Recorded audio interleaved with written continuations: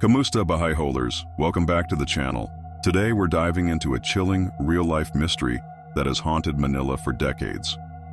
If you love true crime and unsolved cases, you're in for a treat or maybe a nightmare. We're talking about the Manila Slasher Saga of 1965. Yep, that's right. The case that sent shivers down the spines of every Manileño back in the day. But here's the twist. New updates have surfaced, and they might just crack open this decades-old mystery. So, grab your merienda, turn off the lights if you're brave enough, and let's get into the dark, twisted story of the Manila Slasher. Are you ready? Let's go. Alright, Bahayholers, let's rewind to 1965. Manila was bustling, life was vibrant, but underneath all that energy lurked something sinister. A series of gruesome attacks had everyone on edge. Victims were found with deep, precise slashes, almost surgical. The city whispered about a shadowy figure, slipping through the streets under the cover of night. No one knew who it was. The media called them the Manila Slasher. The weirdest part? The attacks seemed random. No pattern, no motive, no suspects. It was like the slasher just vanished into thin air after each crime.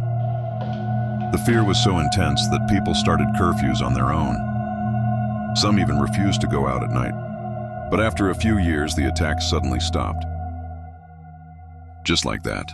No explanation. The case went cold, and the Manila Slasher became an urban legend until now. Fast forward to today, and here's where it gets wild. Recently, a batch of old police records and personal diaries from one of the original detectives on the case surfaced. You won't believe this, from an abandoned warehouse in Tondo. These documents were supposedly lost in a fire decades ago, but apparently not everything burned. What's inside? A possible suspect? The files mention a mysterious figure named JT, a man who reportedly had medical training and was seen near the crime scenes. But here's the kicker. He was never questioned. Why? The detective's notes hint at higher-ups interfering with the investigation. A hidden connection? Some victims were thought to be random, but the new documents suggest otherwise. Several of them had ties to a local hospital in Ermita. Could this mean the slasher was connected to the medical field? The surgical precision of the wounds suddenly makes a lot more sense, right? DNA evidence? Okay, get this. The notes mention unidentified blood samples, collected from one of the crime scenes. Back in 1965, DNA testing wasn't a thing. But now technology could crack this case wide open. The question is, will the authorities reopen the investigation?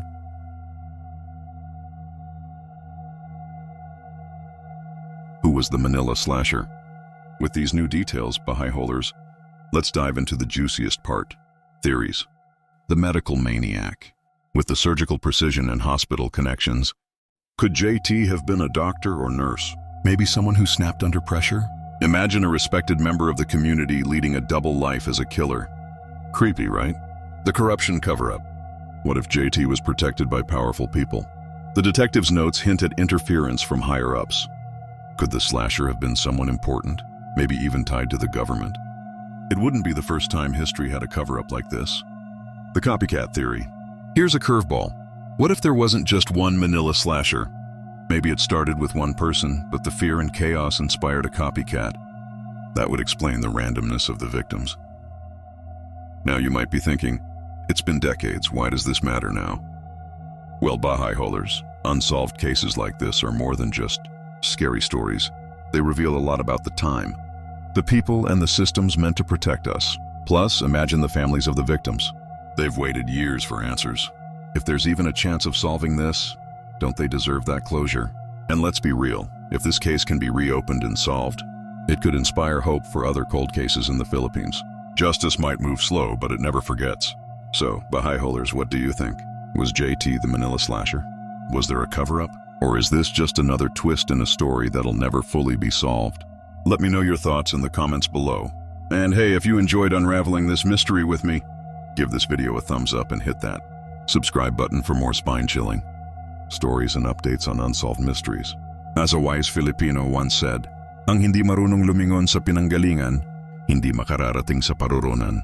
Let's keep uncovering the past, asking the hard questions, and shining a light on the dark corners of history. See you in the next video, Bahayholers. Stay safe and maybe keep your doors locked tonight.